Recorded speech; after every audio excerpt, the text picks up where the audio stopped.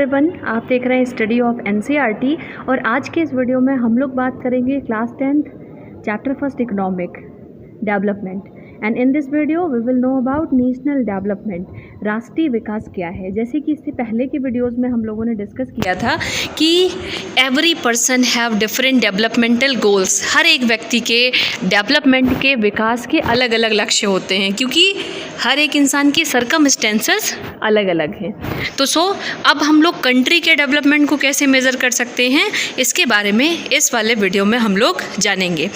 जैसा कि हम लोगों ने पहले देखा है, पहले के वीडियोस में देखा था कि हर एक व्यक्ति का अलग अलग डेवलपमेंट गोल होता है, अलग डिफरेंट होता है डेवलपमेंटल गोल्स।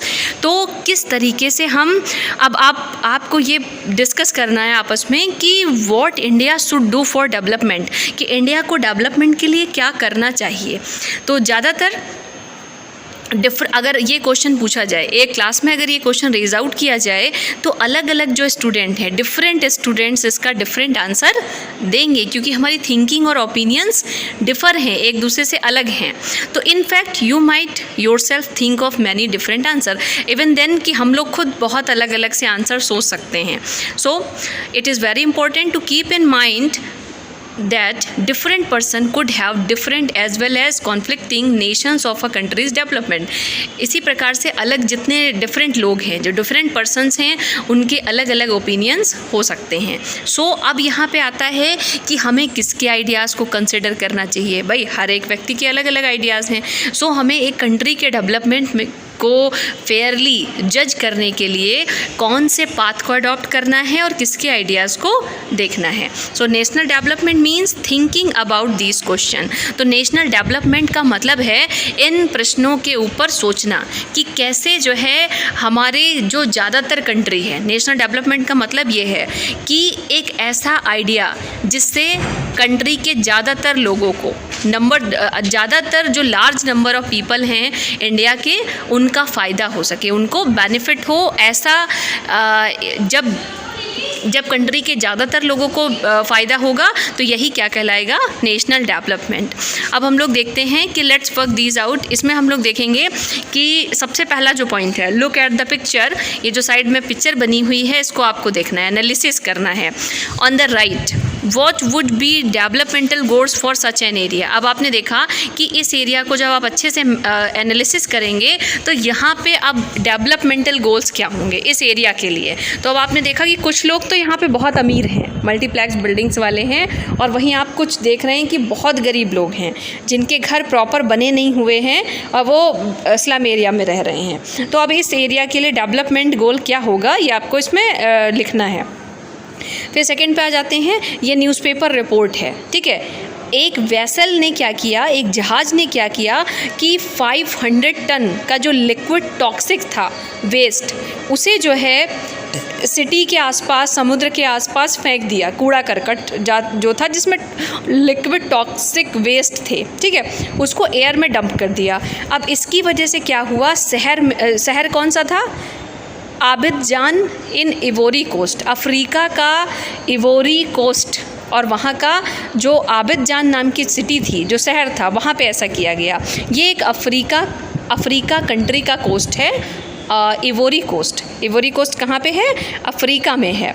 तो अब इसकी वजह से क्या हुआ कि ये जो टॉक्सिस था ये बहुत जहरीला था, और इसने लोगों को स्किन रैशेज़ और बहुत सी बीमारियां लोगों को होने लगी, डायरिया, जैसे कि डायरिया। तो कुछ मंथ्स के बाद में लगभग 7 लोगों की डेथ हो गई और 20 लोग हॉस्पिटलाइज हो गए, उन्हें हॉस्पिटल में ले जाना पड़ा, और लगभग 26,000 ट्रीटेड, और लगभग 26 लोगों को इलाज की ज़रूरत पड़ी। मतलब उन्हें इतनी घातक बीमारियां हो गई कि उन्हें इलाज कराना पड़ा। तो a multi national company dealing in petroleum and metals. अब जो मल्टीनेशनल कंपनी होती है वो किस में डील करती है, मेटल्स में, कॉन्ट्रैक्टर्स में। लोकल कंपनी जो इवोरी कोस्ट की थी, तो उसने टॉक्सिक वेस्ट को समुद्र में फेंकवा दिया, किससे, शिप के द्वारा। तो अब यहाँ पे आपने देखा कि इन टॉक्सिक वेस्ट की वजह से कॉमन लोगों को कितनी प्रॉब्लम्स आई। अब यहाँ पे पूछा गया है who are the people who benefited and who did not. Number sorry हाँ, नंबर सेकंड में ये जो पिक्चर को आप एनालिसिस करेंगे, इसके बेसिस पे ये क्वेश्चन आपको बताने हैं कि इसको देख के आपको बताना है कौन से सेक्शन को सोसाइटी का कौन सा सेक्शन जिसे फ़ायदा मिल रहा है और कौन सा सेक्शन जिसे फ़ायदा नहीं मिल रहा है, और what should the developmental goal for this country. अब इस कंट्री के लिए डेवलपमेंटल गोल्स क्या होने चाहिए। How to compare different countries और स्टेट। डिफरेंट कंट्रीज़ और स्टेट को हम कैसे कंपेयर कर सकते हैं। तो सपोज़ दैट कि एक क्लास है जिसमें ऐसा अज्यूम किया जाता है मैक्सिमम स्टूडेंट्स जो हैं वो एक ही एज के होते हैं, लेकिन तब भी हम लोग देखते हैं कि उसमें बहुत से डिफरेंसेस होते हैं। अगर हम दो बच्चों को कंपेयर करें तो उसमें बहुत सी डाइवर्सिटीज़ दिखेंगी। किसी की हाइट ज़्यादा है, किसी की कम है, किसी का वेट ज़्यादा है, किसी का वेट कम है।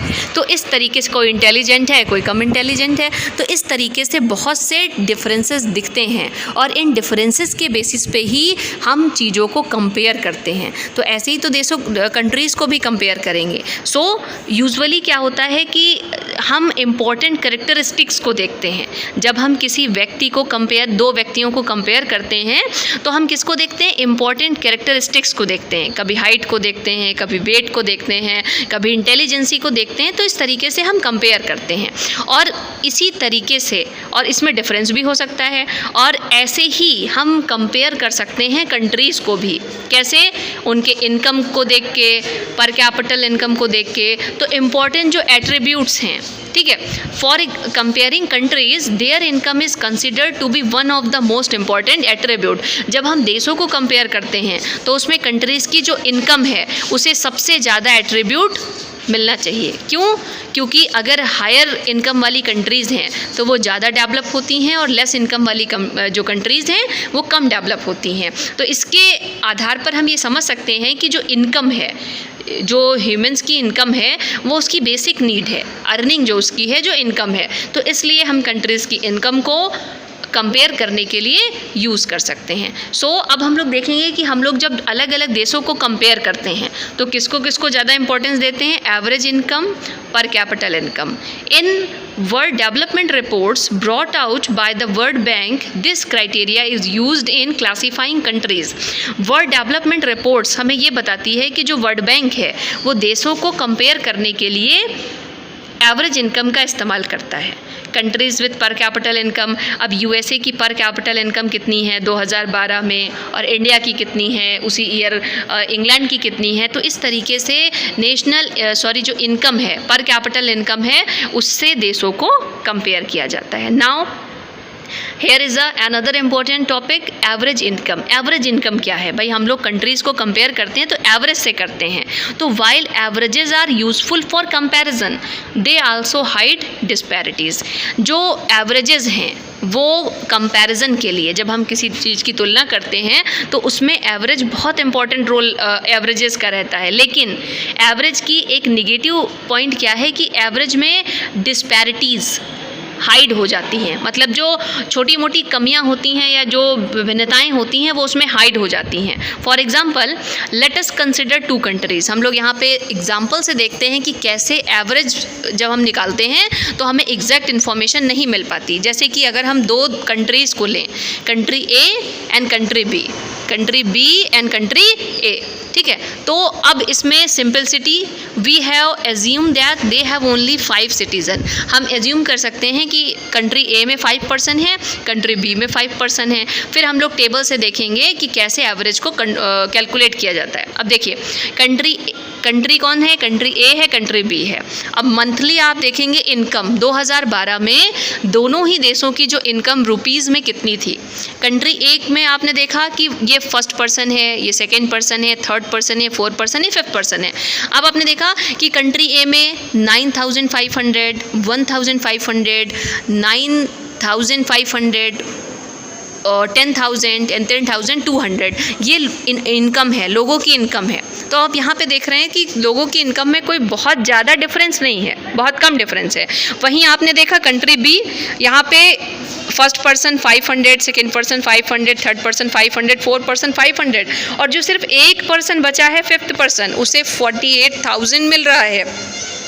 मतलब कहने का ये है कि ये बी कंट्री जो है, अब दोनों का एवरेज तो सेम निकलेगा, क्योंकि आप इसको कैलकुलेट कर लीजिए तो इसका भी सम बराबर निकलेगा, इसको कैलकुलेट कर लीजिए तो इसका भी सम बराबर निकलेगा। तो जब हम एवरेजेस का इस्तेमाल करते हैं तो हम उसमें डिस्पैरिटीज़ को नहीं देख पाते, डिस्पैरिटीज़ छुप जाती हैं। अब आपको अगर हम सिर्फ ये ना देखते, अगर हम लोग क्या करते, ये वाले पोर्शन पे यूं लगा देते और एवरेज में आपको पता है कि यहाँ पे भी इतना होता और यहाँ पे भी इतना होता, तो आपको तो लगता है दोनों कंट्रीज़ बराबर हैं। लेकिन आप यहाँ पे देखेंगे कि डेवलपमेंट अच्छा है, मतलब इक्वलिटी है, लोगों की इनकम में समानताएं हैं। और यहाँ पे आपने देखा कुछ लोग बहुत गरीब हैं और कुछ लोग, एक व्यक्ति बहुत अमीर है। तो ये जो डिस्पैरिटीज़ हैं वो हम लोग एवरेज में नहीं देख पाते। तो एवरेज का यही एक नेगेटिव पॉइंट है कि एवरेजेस जो हैं वो डिस्पैरिटीज़ को छुपा देते हैं। तो इस तरीके से हम लोगों ने देखा कि दोनों ही कंट्रीज़ में क्या डिफरेंस है। ठीक है, तो अब अगर देखा जाए तो बी कंट्री में ज़्यादा पुअर लोग हैं और ए कंट्री में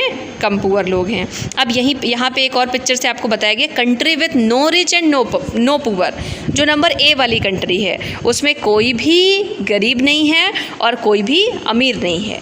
कंट्री ए में क्या है कि country with no rich and no poor, ना तो गरीब है ना ही अमीर हैं। और वहीं आपने देखा कंट्री बी में country with rich and poor दोनों हैं। ये आप देख रहे हैं, ये मोस्ट रिच हैं, सबसे ज़्यादा अमीर हैं, और ये लोग बहुत पुअर हैं। ठीक है, तो अब आपने देखा कि इस तरीके से जो एवरेज है वो डिस्पैरिटीज़ को हाइड कर देता है।